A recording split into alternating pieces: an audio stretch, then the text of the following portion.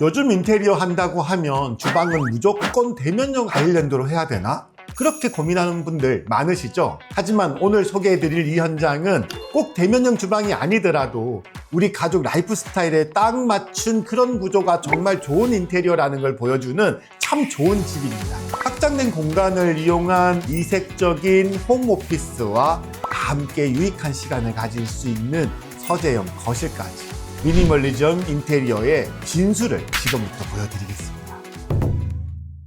안녕하세요. 오렌지블럭 인테리어 마스터 이코치입니다. 오늘 소개해드릴 이 현장, 용인에 있는 2002년식 아파트 두산 리브 50평대 아파트 현장입니다. 이 집은 젊은 고객 부부와 두 아들이 함께 사는 그런 공간인데요. 두 아들의 육아를 하면서도 집을 깨끗하게 유지할 수 있도록 실용적인 그런 미니멀 하우스를 만들어 봤습니다. 이 집은 확장 공사만 무려 5곳을 진행을 했어요. 실내 공간을 최대한 확보를 한 거죠. 남은 베란다조차 그냥 두지 않고 실외기실로 분할해서 공간이 버려지는 면적을 완전히 없애버렸습니다.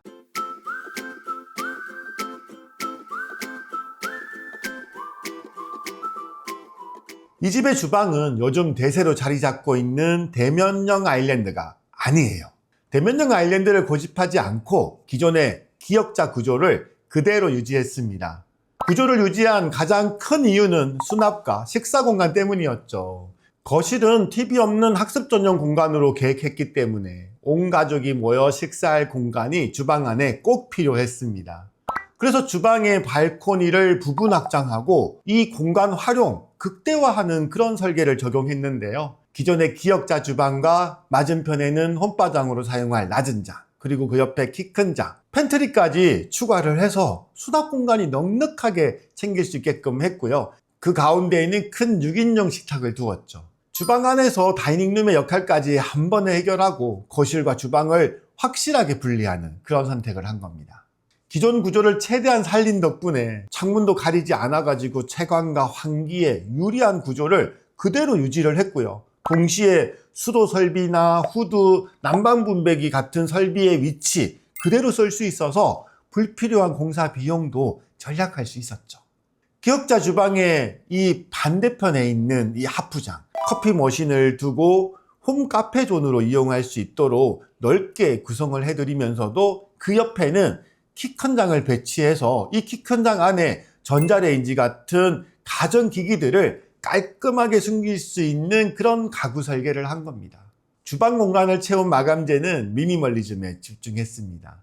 전체적인 가구는 화이트에 가까운 무광 그레이를 선택을 했고요. 상판은 패턴이 은은하면서 깊이감이 느껴지는 엔지니어드 스톤인 칸스톤으로 마감해서 이 주방에 고급스러움을 더했죠. 벽면에는 600에 1200 사이즈의 대형 타일을 적용을 해서 매지선을 최소화함으로써 시각적인 깔끔함, 실용적인 유지관리 모두 확보했습니다. 이 주방 바닥 역시 오염관리가 쉬운 800에 800짜리 광폭 타일로 매칭을 했는데요. 이런 마감재의 선택은 50평대 이 주방 공간이 주는 시원한 이 공간감 극대화할 수 있는 그런 마감재들입니다.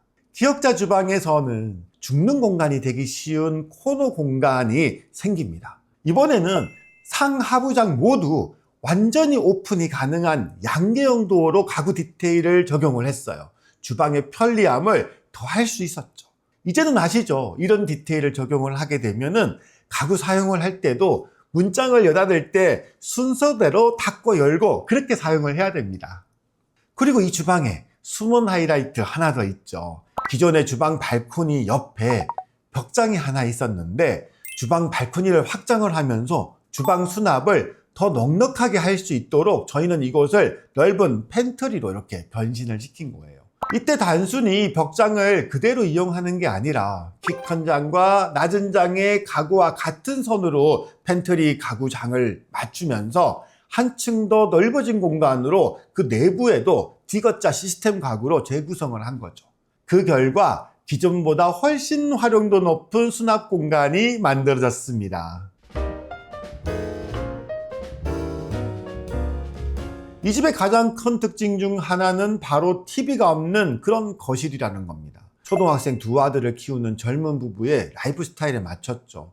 거실에 누워서 TV만 보는 그런 공간이 아니고요. 온 가족이 모여서 소통하고 책을 읽는 서재형 공간으로 재탄생시켰습니다. 먼저 거실 확장부에는 아이들과 부부가 함께 사용할 수 있는 책상을 배치할 수 있게 했고, 그리고 철거가 불가능한 날개벽 공간에는 책장을 깔끔하게 짜넣어서 버려지는 공간이 없도록 책을 다 수납할 수 있게끔 만들어 드렸어요.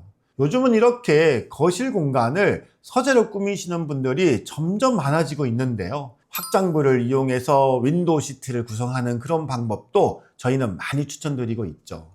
이 창호를 보시면은 이 집은 2층이지만 창밖으로 나무들이 우거진 아주 멋진 조망을 가지고 있어요.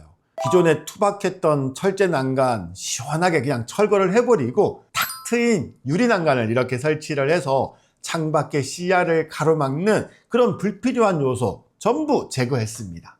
이렇게 탁 트인 전망을 확보를 하면 이 집에서만 느낄 수 있는 계절감을 더 생생하게 느낄 수 있을 거예요.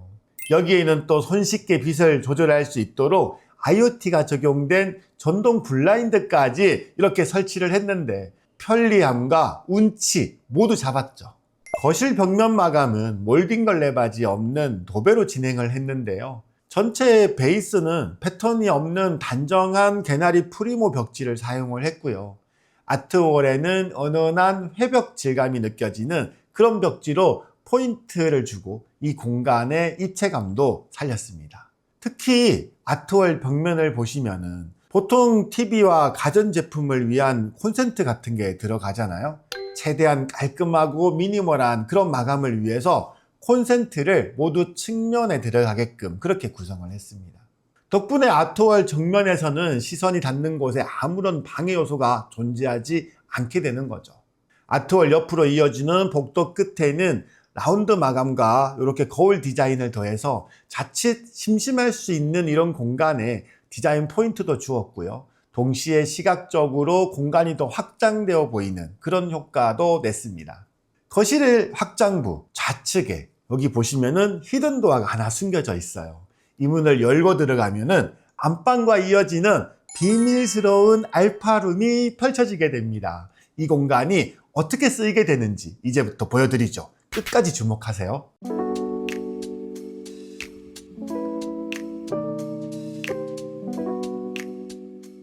기존에는 안방과 안방 발코니가 있는 그런 평범한 구조였는데요. 이곳을 확장하면서 부부만을 위한 아주 특별한 그런 공간을 만들어 드렸습니다.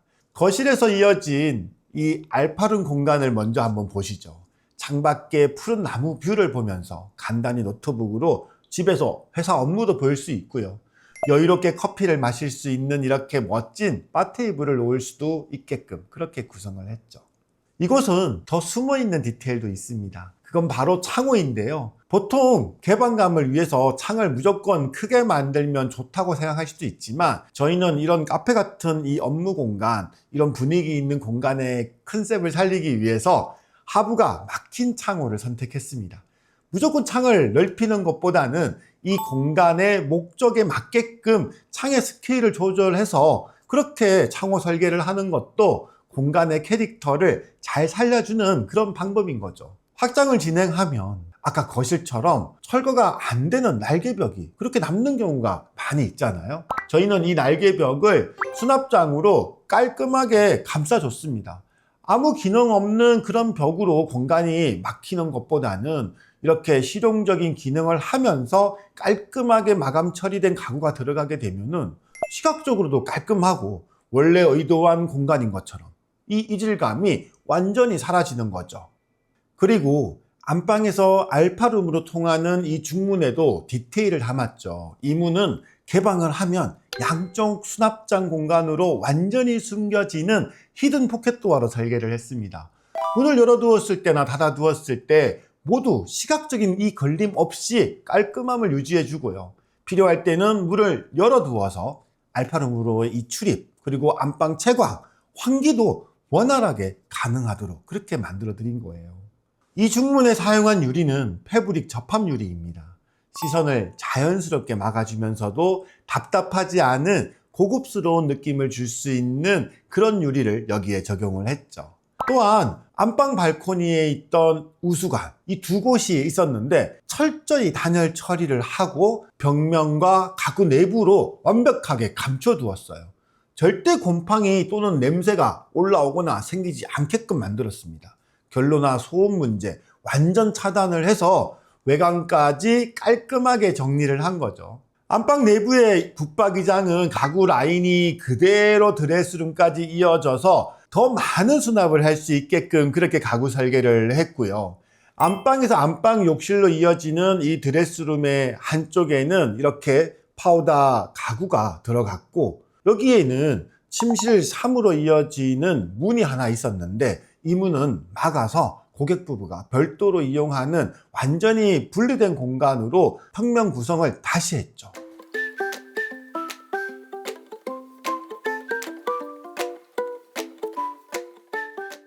기존 전실은 별다른 수납이 없었기 때문에 자칫 버려지는 공간이 되기 쉬웠었죠. 지금은 현관 마루굽틀 바로 옆으로 수납장을 만들어서 우산이나 자주 신는 그런 신발도 바로 정돈할 수 있게끔 그렇게 구성을 했고요. 기존 현관은 신발을 신고 안쪽에 중문 앞까지 들어와야 되는 그런 불편한 구조였죠. 그래서 마루굽틀 이 디딤석을 전실 앞까지 확장을 해서 신발을 신지 않고도 편리하게 현관 수납장을 이용할 수 있도록 설계를 좀 바꾸어 드렸어요. 거기에 슬림한 프레임으로 천장까지 꽉 채울 수 있는 상부 슬라이딩 중문을 설치를 해서 집이 더 넓어 보이는 효과와 더불어서 한층 더 고급스러운 현관으로 거듭났죠. 실내로 들어오면은 이곳에는 아주 실용적인 공간이 또 하나 숨어 있어요. 기존에 침실 1에 있던 여기 아들방, 여기는 반침장 공간이 방 안쪽에 이렇게 있었거든요. 그런데 이제는 복도에서 바로 접근할 수 있는 복도형 팬트리로 설계를 바꾸었습니다. 덕분에 남편분의 취미인 큰 캠핑 용품들을 굳이 방 안까지 다 끌고 들어가지 않고도 바로 여기 팬트리에다가 보관할 수 있게 되었죠.